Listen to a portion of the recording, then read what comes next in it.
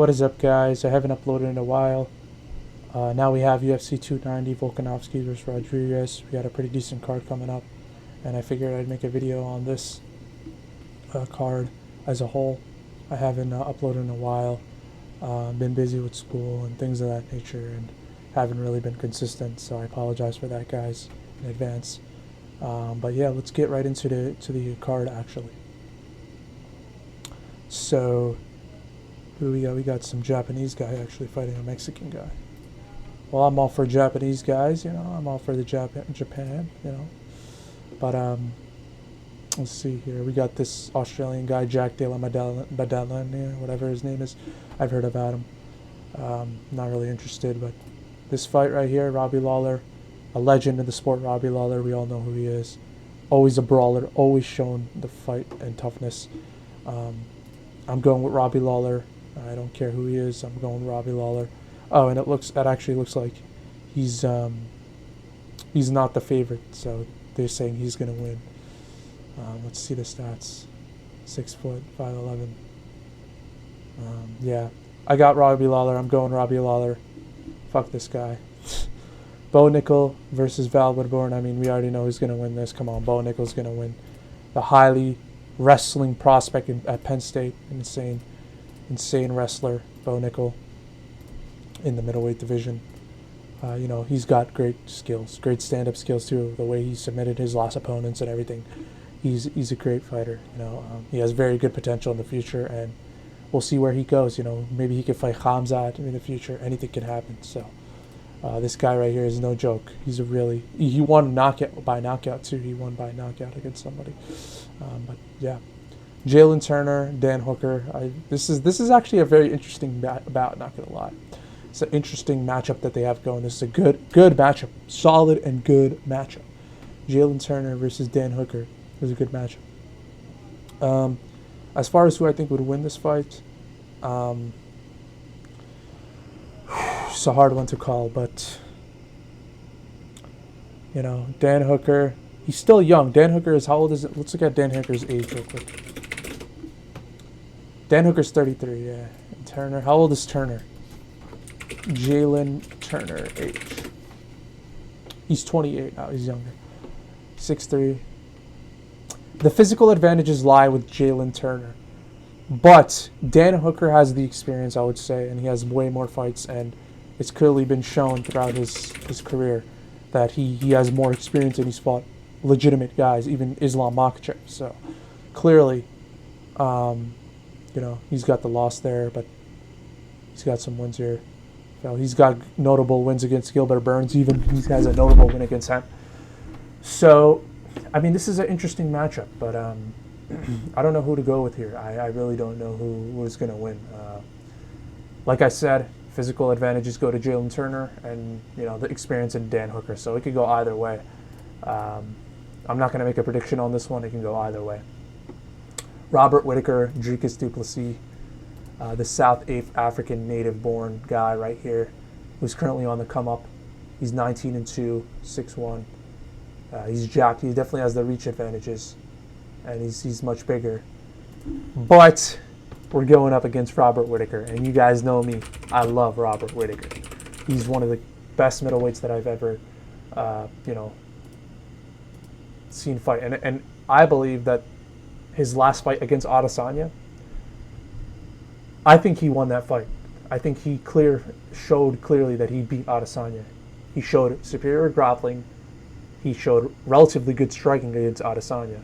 And I think that grappling essentially got him the win over Adesanya in their last bout. I think aside from Israel Adesanya, Robert Whittaker is the most decorated and skilled technical striker in the UFC middleweight division. No doubt about it. We've seen his recent performances especially have increased. He's gotten way better.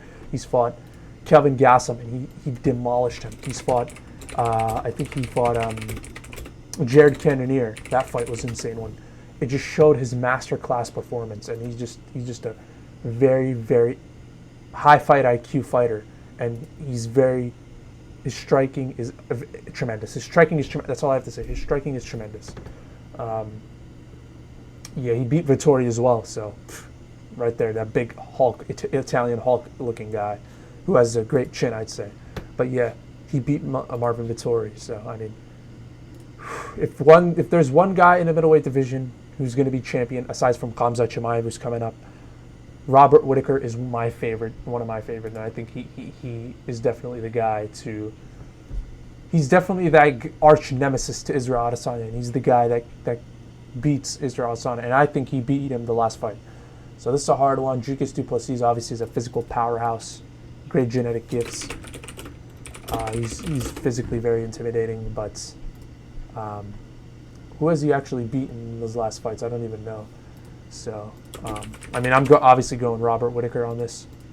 I think he's going to pull this one off. I think he's going to win in a great masterclass performance in emphatic fashion. I think he's going to destroy Dricus du Plessis. He beat Derek Brunson. Okay.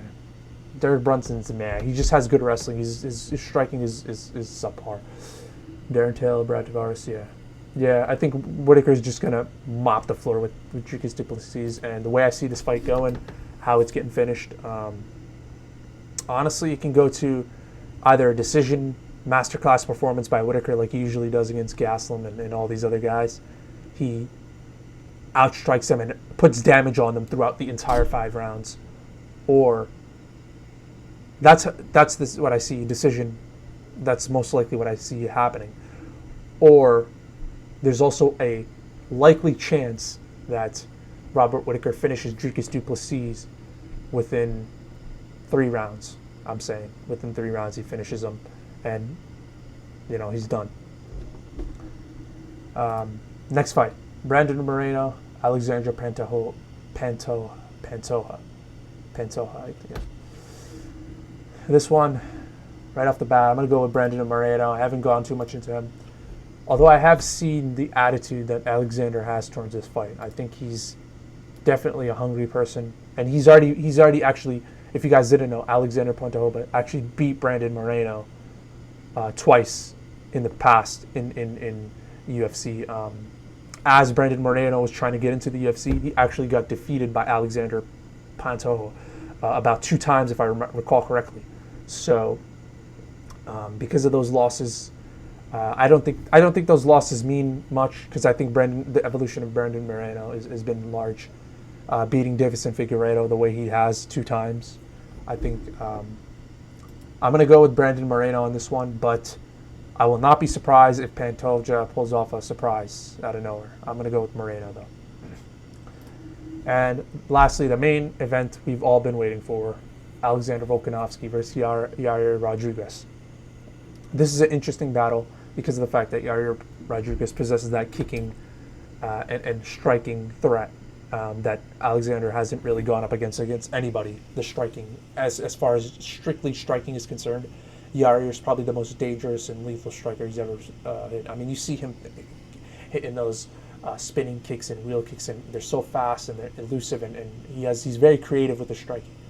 So yeah, that's going to be Alexander Volkanovski's biggest challenge.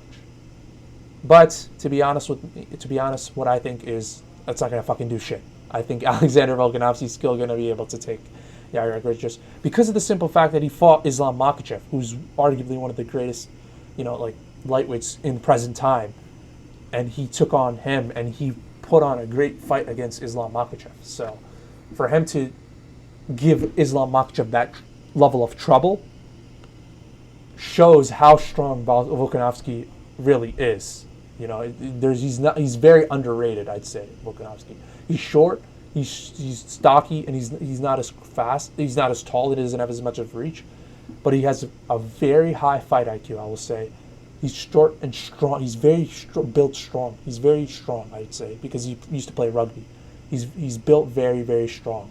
He has a strong base for martial arts, I'd say, and he's just been proven it time and time again against Max Holloway, Brian Ortega, being in these conflicting and risky positions and still getting himself out of those risky positions. So Volkanovski has clearly proven he's ahead of his competition right now, as we have more people coming up, like Ilia Topuria, I heard, and other people coming up. But I do think that I think that Yair is not gonna be enough for Volkonovski. Volkonovski already put up a great fight against. The reason I say that is because of the fact that Volkonovski put up a great fight against Islam Makhachev, who is clearly right now one of Khabib's protege, one of the greatest lightweights at the moment. So I think, I think Yair's not going to be able to pull this one off, in my opinion. But, you know, he's very unpredictable. He has creative striking, and he's very dangerous. So we'll see what happens. Still going to go with Volkanovski on this one. But yeah, those are my predictions for UFC 290. Going to be a pretty decent card all around. Yeah, get your pay-per-view if you want to, or, you know, do what you got to do. Thank you guys for watching this Jaballer show. And with that, I'm going to be out, guys. Thank you for watching. See you guys at the end of the conclusion of the fights.